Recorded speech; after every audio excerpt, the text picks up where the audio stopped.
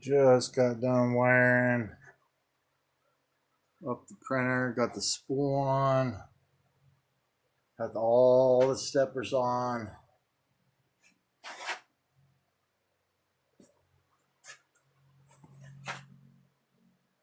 All the stepper motors on. I got the belts on the bottom done.